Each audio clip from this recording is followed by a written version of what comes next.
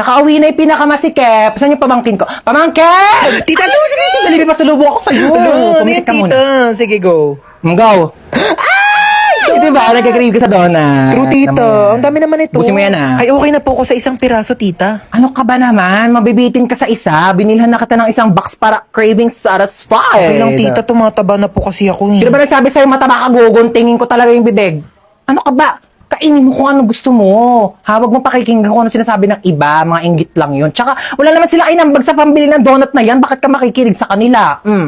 Ako bumili niyan. Sa akin ka makinig, okay? Ubusin mo yan kasi deserve mo yan. Opo, thank you, Tita Lucy. Na masikip ang... Pussy. Alam mo yan. Love you. Mwah.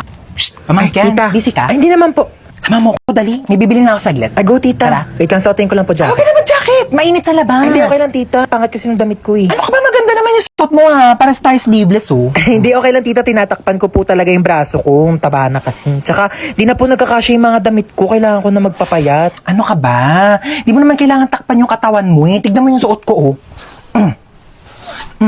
Brasohan. Bilbilan. And so what? Coconut. I can still wear whatever I want kasi I can. 'Di ba? Hindi mo kailangan baguhin yung katawan mo para magkasya sa iyo yung damit. Kaya nga may sizes tayo, 'di ba? May small, may medium, may large, may extra large, may double extra large. Clothes are meant to fit you kahit anong size ka pa, okay? Okay, tita. Tara, bibila kita ng maraming damit sa labas. Yung magkakasya sa'yo, komportable ka. Huwag mo na suotin yung mga masisikip na yan, tsaka luma na yan. Opo, tita. Ano, tara? Tara po. Let's go. Wait, ang tagal mo ah. Wait eh. Jessica. Bakla saan ka pupunta? Eh, ba't ka ba nakakaboy na boy? Eh, ako to si Princess. Kung hinihingal na ako. Hindi kita nakilala. Masuot ka kasi na salamin mo. Leche ka. Di, ayoko magsalamin. Hindi bagay sa outfit. Mas okay ng bulag basta maganda.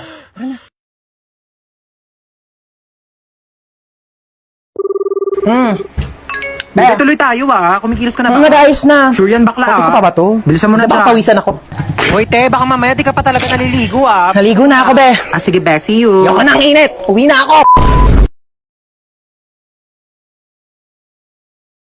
Hala, iba na section ko. Saan yung section 1? Punta-punta ako dito. Ito na ba yung section 1? Good afternoon, everyone, especially to all of the panelists, advisors, and especially to our co-researchers who attend this virtual conversation. So, good afternoon, everyone. Namamatay ng dahil sa iyo, ma'am.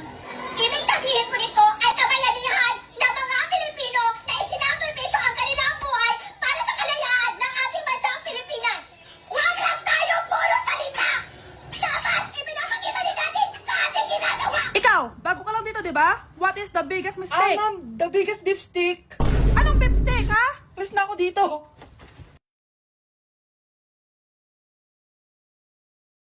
Love, sorry, di ko sinasadya. Okay ka lang? Okay lang ako, love. Ikaw naman kasi, sinasabayan mo yung init ng ulo ko. Alam mong ayaw ko yun, nasuntok tuloy kita. Sorry. Okay lang, next time wag mo nang gagawin ha. Tara na, bihis ka na. Kakain tayo sa labas. Anong gusto mo? Kakain tayo sa labas. Sige, tara. I love you, Bebu. I love you too. A few moments later. Oh, anak, ba't may pasa ka sa mata, ha? Nay, wala to. Sinaktan ka ng jowa mo, no? Manda sa akin yun. Physical touch kasi love language niya, Nay. Parang ikaw lang. Okay lang ako, wala to, Nay. Anong ako? Hindi ako ganyan sa'yo, ha? Lu, ikaw nga kapag pinapalo mo ako, sinasabi mo mahal mo ako. Wala to, Nay. Mahal ako nun. Ganon. O sige, dahil mahal kita, dadagdagan natin yung nasa mukha mo! Grabe, hindi ko in-expect to mga best. Imagine, sobrang kabado ko kanina nag-exam tayo. Tapos ako pa pala yung haya sa classroom. Oh, di ba, best? Sabi ko naman sa'yo, kaya mo yan eh. Aminin na natin. Sobrang dali lang naman talaga nung exam. Last week nga, ang hirap ng exam, tas ako yung highest. Di naman ako ganyang ka-OA. Kayong tatlo, kayo na lang magka-group sa research, ha? Ang saya! Tayong tatlo magkaka-group sa research! Scarlett, ikaw na lang leader namin, ha? Ha? O sige, first time ko magiging leader. Mga bes, seryoso to research natin, ha? Pwede next time ka na, Scarlett, maging leader? Ako muna, kasi baka pumalpak tayo dahil sa'yo. Ayun, siya na lang daw yung leader. Grabe, ang ganda ni Scarlett. Wow, bes, ang blooming mo today, Ganda. Uy, totoo ba? Tinry ko lang pumasok na naka-makeup, eh. May ini-impress ka ba? Baka gusto mo magpapansin sa mga boys. Gusto mo lahat ng attention nila sa'yo? Gusto mo yun, di ba? Hindi naman. Feel ko lang talaga mag-makeup today. Okay. Mga bes! Finally! Nakabili na din ako ng bagong phone after ko mag-ipon ng 1 year. Hala! Happy for you, bes! Deserve mo talaga yan. May magagamit na tayo pang picture. Parang ang yabang mo na, no? iPhone pa talaga? Social climber yarn? Joke. Huy, bes! Jessica, may napansin lang ako. Tuwing may nagagawa o na-achieve ako, parang hindi ka masaya para sa akin. Ha? Hindi Sensitive ka lang. Hindi eh. Best friend kita, di ba? Pero bakit parang kalaban kita? Kung may problema ka sa akin, sabihin mo. Dahil ayoko ng peking kaibigan. Sure ako na nai-insecure sa'yo yan, Scarlett. Tara na nga, eto tatandaan mo, Cheska. Kami lang ang nagtitiis sa'yo. Lahat sila, ayaw ka maging kaibigan. Dahil sa ugali mo.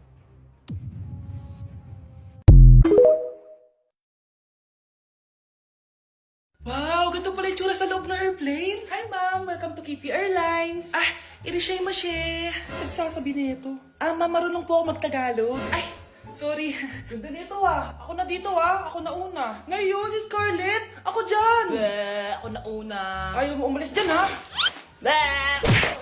Nayo! Hoy, kayong dalawa. Di ka titigil dyan, ha? Isa pa. Yung kasi. Papansin ka kasi. Kanina baby yun, ha? Ang ingay! Baby, stop crying na. Patahimikin mo yan, ha? Isa pa. Baby, sleep na. Asan mo yan? Ako sa baby ko! Yung anak ko! Ay, ito na talaga yun. Iiwan ko na ang Pilipinas. Bye, Philippines! Hello, Boracay! Nay, nagugutom na ako. Mahal yung pagkain dito, anak. Sige na, Nay. Nasusuka na ako. Isa lang, ha? Miss, magkano tong biskwit? 70 pesos po. 70? Ang mahal naman. 15 pesos lang yan sa tindahan di bumaba ka dito sa aeroplano tapos doon ka sa tindahan bumili. Anak, magtubig ka na muna. Sige, Nay. Tubig, magkano? 100 pesos, ma'am. Okay, umupo tayo na maayos dahil malapit na po tayo mag-landing. Ayun, malapit na tayo. Teka lang. Nasa si Brianna? Nay, tapos na ako mag-CR. Nay, ba't ako iniwan? Tandaan niyo tong ginawa niyo sa akin. Maghihiganti ako sa inyo.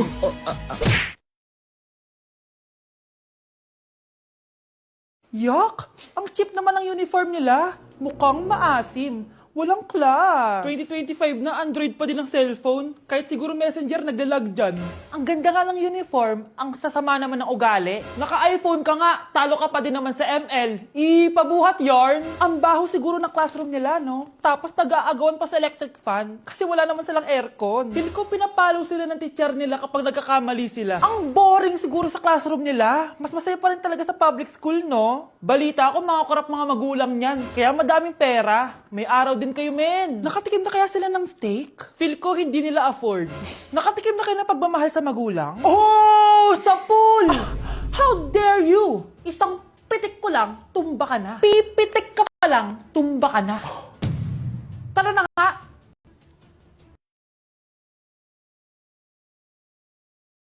Ang bago nating top 1 ay si Samantha. Ang galing mo, Samantha. Naku, basic lang yan. Paano nangyari yun? Pasado kayong lahat, pero may isang bagsak. Si Scarlett, halatang favorite mo si Samantha. Pares lang kami ng average, paano ako bumagsak? Di ba sinasagot mo ako? Di bagsak ka ngayon? Umanda ka sa akin. A few moments later. Class, mag-behave kayo. Nandito yung principal natin. Magandang umaga, class. Kamusta yung bago nating teacher? Gusto ko pong i-report yung teacher na yan dahil may favoritism po yan. Favoritism? Sinungaling ka, Scarlett! Mabait sa amin si ma'am. Opo, ma'am. Mabait po ako sa kanila. Pantay-pantay lang po yung tingin ko sa kanila. Huwag mo na pagtakpan nanay mo, Samantha. Hala, OMG, magnanay sila. Ma'am principal, pagpasensyahan niyo na siya. Baka di niya alam yung sinasabi niya. Meron ako ebidensya dito na nagpapatunay na binigyan ng sagot ni ma'am si Samantha. At tinawag ng nanay si ma'am. Bawal to sa school natin Kayong dalawa, mag-usap tayo sa principal's office. Ma'am, magpapaliwanag po ako. Ang bago nating top 1 ay si Scarlett. Yes, Scarlett, deserve mo yan. Marami pong salamat, ma'am principal. Alam mo, buti na lang hindi mo na-teacher yung nanay mo. Anong sabi mo? Hindi mo ba alam na magkapatid kayo ni Samantha? Iisa lang kayo ng nanay.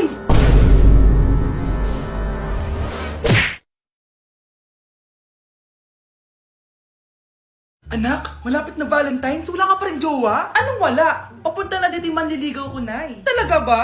Siguraduhin mong pogi at mayaman yan, A few moments later. Tao po. Hello. Ito, para sa'yo. Konti lang to. Sana ma-appreciate mo.